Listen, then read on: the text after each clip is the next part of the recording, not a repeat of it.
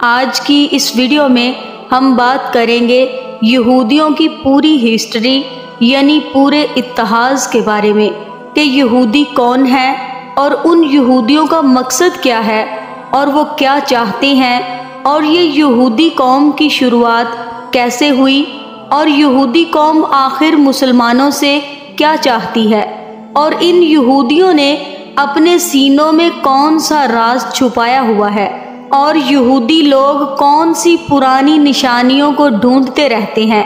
ان سارے سوالوں کے جواب آج ہم آپ کو اس ویڈیو میں دینے والے ہیں، اسی لیے دوستو آپ لوگوں سے گزارش ہے کہ آپ لوگ اس ویڈیو کو آخر تک ضرور دیکھیے گا۔ آپ کو بتاتے چلیں کہ یہودی ایک ایسی بری قوم رہی ہے کہ جنہوں نے ہزاروں سال اپنی زندگی اللہ تعالیٰ کی نافرمانیوں میں گزار دی۔ تو پیارے دوستو، سب سے پہلے ہم آپ کو یہ بتاتے ہیں کہ یہ یہودی لوگ کون ہیں۔ دراصل حضرت یعقوب علیہ السلام کے 12 بیٹے تھے،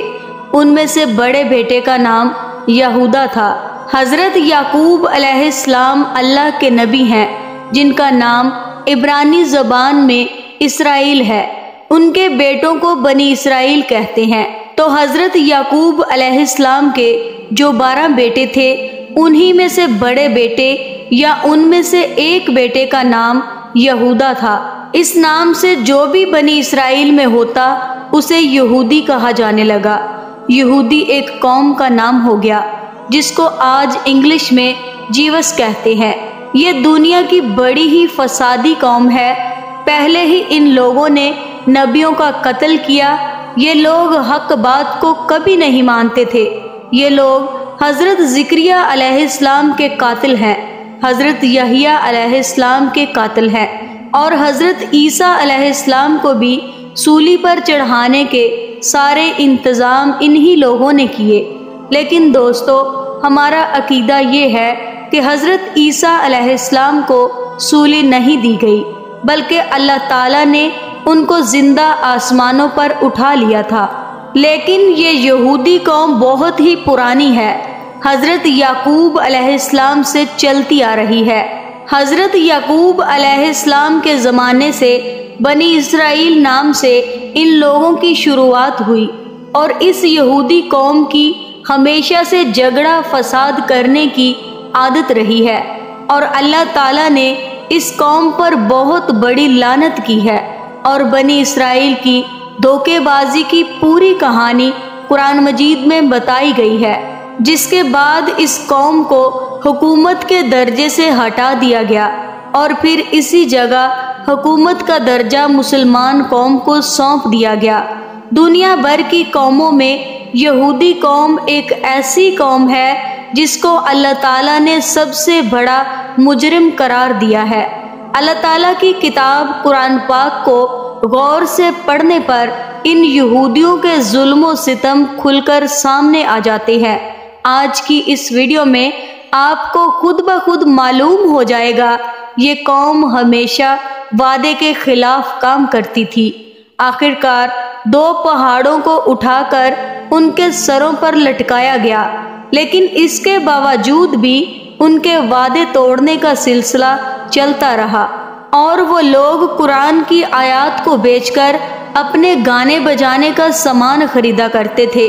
دوسروں کو نیکی کی صلاح دیتے تھے لیکن خود نہیں کرتے تھے۔ ان کو فرعونیوں کے ظلم سے بچانے اور سمندر سے راستہ دیا جانے کے باوجود بھی یہ لوگ اللہ تعالیٰ کی نافرمانی کرتے رہے اور جب حضرت موسیٰ علیہ السلام کوہ طور پہاڑ پر جا کر اللہ تعالیٰ سے بات چیت کرتے تو اس کے درمیان یہودی قوم کے لوگ بچھڑے کی پوجا کرنے لگ جاتے۔ ان کی اس حرکت کو دیکھ کر اللہ پاک نے حضرت موسیٰ علیہ السلام کو حکم دیا کہ گائے کو ذبح کرو، تو یہ لوگ سن کر حیران ہو گئے اور ان لوگوں نے حضرت موسیٰ علیہ السلام سے کہا کہ آپ جائیے اور اللہ تعالیٰ کا صحیح حکم لے کر آئیے، اور اس طرح ان لوگوں نے 5 بار حضرت موسیٰ علیہ السلام کو کوہ طور پہاڑ پر بھیجا، صرف اسی لیے کیونکہ وہ لوگ گائے کو ذبح کرنا ہی نہیں چاہتے تھے۔ وہ لوگ کھلے عام کہتے تھے کہ وہ اپنی آنکھوں سے دیکھے بغیر اللہ پر ایمان نہیں لائیں گے۔ خیر، اللہ تعالیٰ نے جب انہیں بغیر محنت کیے آسمان سے کھانا بھجوانا شروع کیا تو ان لوگوں نے ضد کر کے اس کو بھی بند کروا دیا، اور انہوں نے حضرت موسیٰ علیہ السلام سے کہا کہ ان کے لیے کھانے پینے کا انتظام جیسے کہ اناج، سبزیاں، پھل وغیرہ زمین میں ہی اگا دیا جائے، جبکہ ریگستان کی کڑک دھوپ سے بچنے کے لیے بھی اللہ تعالیٰ کی طرف سے ان پر بادلوں کا سایہ کیا جاتا تھا۔ لیکن اتنا سب کچھ ملنے کے باوجود یہ لوگ اللہ تعالیٰ کے سامنے نہیں جھکتے تھے۔ پھر اللہ تعالیٰ نے انہیں بستی میں داخل ہوتے وقت معافی مانگنے کا حکم دیا، حالانکہ حکم کو ماننے میں کسی طرح کی کوئی پریشانی نہیں تھی، لیکن پتہ نہیں کیوں اس قوم نے اللہ تبارک تعالیٰ کا حکم نہیں مانا، جبکہ اللہ تعالیٰ نے اپنی رحمت سے اس بستی میں 12 قبیلوں کے لیے الگ الگ پانی کے چشمے پیدا کر دیے تاکہ ان لوگوں کا پانی کو لے کر کبھی بھی جھگڑا نہ ہو۔ مگر اس احسان کے باوجود بھی وہ لوگ اللہ تعالیٰ کے سارے نبیوں کی برائی کرتے، آسمان سے بھیجے گئے پیغمبروں کو قتل کرنے اور انہیں سولی پر لٹکانے سے بھی پیچھے نہیں ہٹتے تھے، اور انہوں نے ہی حضرت یحییٰ علیہ السلام کو قتل کروا دیا تھا، اور حضرت عیسیٰ علیہ السلام کو سلیب پر لٹکانے کا پلان بھی انہی لوگوں نے بنایا تھا۔ یعنی یہ لوگ کہتے تھے کہ پیغمبر صرف بنی اسرائیل کے لوگوں میں ہی ہو سکتا ہے، اسی لیے وہ بنی اسرائیل کے پیغمبر حضرت محمد مصطفیٰ صلی اللہ علیہ وآلہ وسلم پر ایمان نہیں لائے، اور حضرت جبرائیل علیہ السلام کو ایک نمبر کا دشمن مانتے تھے، اسی لیے کیونکہ حضرت جبرائیل علیہ السلام وحی کے ذریعے ان لوگوں کے پلاننگ کی خبر اللہ پاک کو دے رہے تھے، اور یہودی یہاں تک کہہ دیا کرتے تھے کہ حضرت جبرائیل علیہ السلام نے نبوت کے لیے کسی غلط انسان کو چنا ہے، معاذ اللہ۔ اور دوستو، اگر نبی کریم صلی اللہ علیہ وآلہ وسلم کی مجلس میں ان کے کسی آدمی کے منہ سے سچی بات نکل بھی جاتی تو وہ بعد میں انہیں برا بھلا بھی کہتے تھے، اور بڑے دعوے کے ساتھ ہی اس قوم کے لوگ کہتے تھے کہ یہ اللہ کے چہیتے ہیں اور جہنم کی آگ ان کو کبھی نہیں چھوئے گی۔ حالانکہ اس یہودی قوم کے آپس میں جھگڑے بھی بہت زیادہ ہوا کرتے تھے، اور یہ آپس میں مار کٹائی بھی کیا کرتے تھے، اور قبیلوں میں جا کر قبیلے کے لوگوں کو بستیوں ہی سے نکال دیا کرتے تھے، جیسا کہ اب وہ فلسطینیوں کے ساتھ کر رہے ہیں۔ حضرت محمد صلی اللہ علیہ وآلہ وسلم کے آنے سے پہلے یہ لوگ ایک نبی کے آنے کی بھی بات کیا کرتے تھے، اور مدینہ والوں سے کہا کرتے تھے کہ اس نبی کو آنے دو، ہم تم سے نپٹ لیں گے۔ لیکن نبی کریم صلی اللہ علیہ وآلہ وسلم کے پورے دشمن ہو گئے، اور تو اور یہ لوگ جادو بھی سیکھتے اور سکھاتے تھے، اور اسی جادو سے میاں اور بیوی کے بیچ جھگڑے فساد کرواتے تھے، اور اس جادو کو حضرت سلیمان علیہ السلام سے بھی جوڑ دیتے تھے۔ حالانکہ قرآن پاک میں موجود ہے کہ حضرت سلیمان علیہ السلام کا دور دور تک جادو سے کوئی مطلب نہیں ہے، کوئی تعلق نہیں ہے۔ نبی کریم صلی اللہ علیہ وآلہ وسلم پر بھی ان یہودیوں نے ایک بہت بڑا جادو کیا تھا، اور اس کے علاوہ ایک بار حضور نبی کریم صلی اللہ علیہ وآلہ وسلم کو چٹانوں کے ذریعے زخمی کرنے کی بھی کوشش کی تھی، اور اللہ تعالیٰ کے پیغمبر حضرت سلیمان علیہ السلام کو بھی وہ نبی نہیں مانتے تھے، بلکہ ایک بادشاہ سمجھتے تھے، معاذ اللہ۔ اور اپنے پیغمبروں اور نبی کریم صلی اللہ علیہ وآلہ وسلم سے یہ لوگ ایک ہی بات کا بار بار سوال کیا کرتے تھے، اور اپنے ساتھ ساتھ مسلمانوں کو بھی یہ کام کرنے کے لیے اکساتے تھے، لوگوں کو ہمیشہ حق کے راستے سے، سچائی کے راستے سے اور اللہ کے حکم کو ماننے سے روکتے تھے، اور لوگوں کا مال ناجائز طریقے سے کھا جاتے تھے۔ انہوں نے اس زمین پر دوبارہ بہت بڑا جھگڑا فساد کیا، اور تو اور دوسروں کی بیویوں کو تانک جھانک کرتے تھے، اور ان سے خود اپنی بیٹیوں بہنوں کے ساتھ بدکاری زناکاری کرنے کا الزام بھی لگا دیا کرتے تھے، اور ایسا بےہودہ کام کرنے میں بھی یہ لوگ ذرا سی بھی شرم اور ہچکچاہٹ محسوس نہیں کرتے تھے۔ جب حضرت موسیٰ علیہ السلام نے یہودیوں کو فلسطین کے حکمران کے خلاف جنگ کرنے کا حکم دیا تو ان یہودی قوم کے لوگوں نے ہی کہا تھا کہ اے موسیٰ، ہم وہاں ہرگز نہیں جائیں گے، وہاں پر آپ جائیں اور آپ کا رب جائے، ہم نہیں جائیں گے، ہم تو فی الحال یہی بیٹھے رہیں گے۔ اس کا ذکر سورہ معاد کی آیت نمبر 24 میں موجود ہے، اور قرآن پاک میں ایک اور جگہ ہے، اور ان میں سے کچھ لوگ ایسے ہیں جو کہ کتاب پڑھتے ہیں اور زبان پر الٹ پلٹ اس طرح سے کرتے ہیں کہ تم سمجھو کہ وہ کچھ اور پڑھ رہے ہیں۔ اور سورہ آل عمران کی آیت نمبر 78 میں ہے، اور ایک جگہ قرآن پاک میں ہے کہ ان یہودیوں کی گستاخی اتنی زیادہ تھی کہ وہ یہ بھی کہہ دیا کرتے تھے کہ معاذ اللہ، اللہ فقیر ہے اور ہم امیر ہیں، نعوذ باللہ۔ سورہ آل عمران آیات نمبر 181 اور ایک جگہ قرآن پاک میں موجود ہے، اور نعوذ باللہ یہ بھی کہہ دیتے تھے کہ یہ جانور محفوظ ہیں، انہیں صرف وہی لوگ کھا سکتے ہیں جنہیں ہم کھلانا چاہتے ہیں۔ قرآن مجید کی سورہ انعام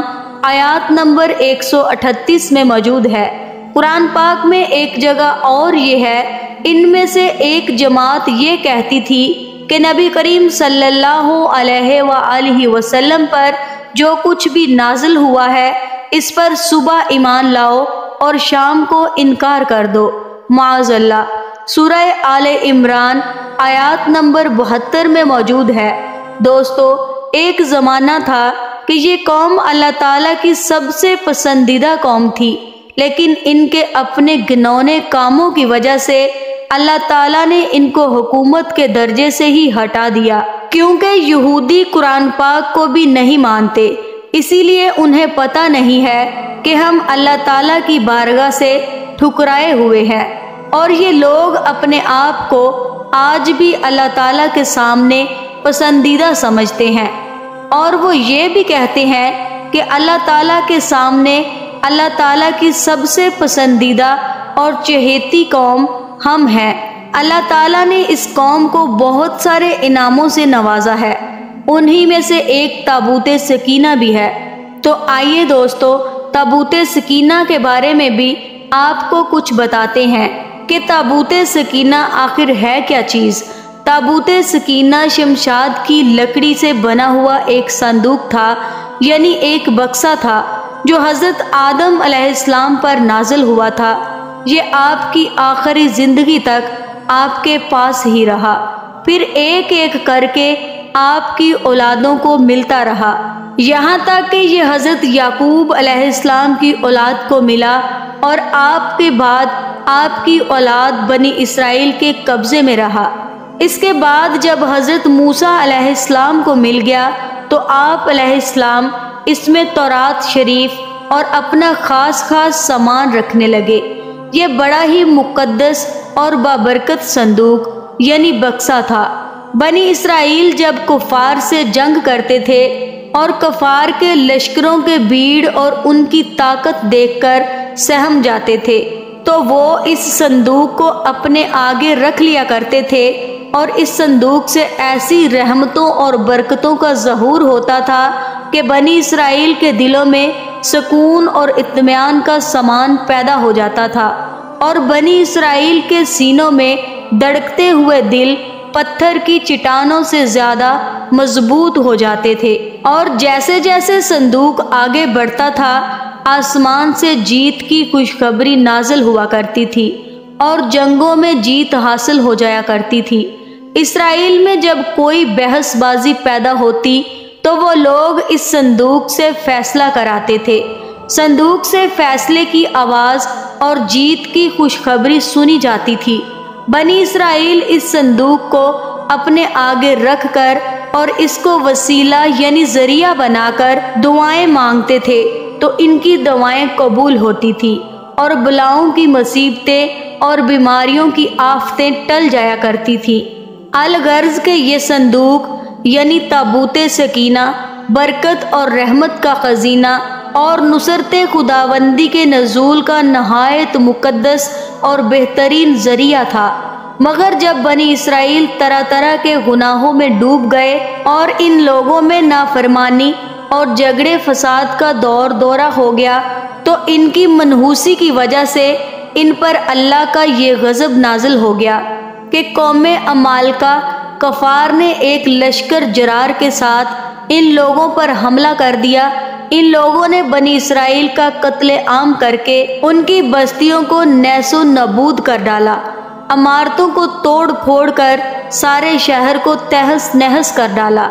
اور اس پاک صندوق کو بھی اٹھا کر لے گئے۔ اس مقدس تبرک کو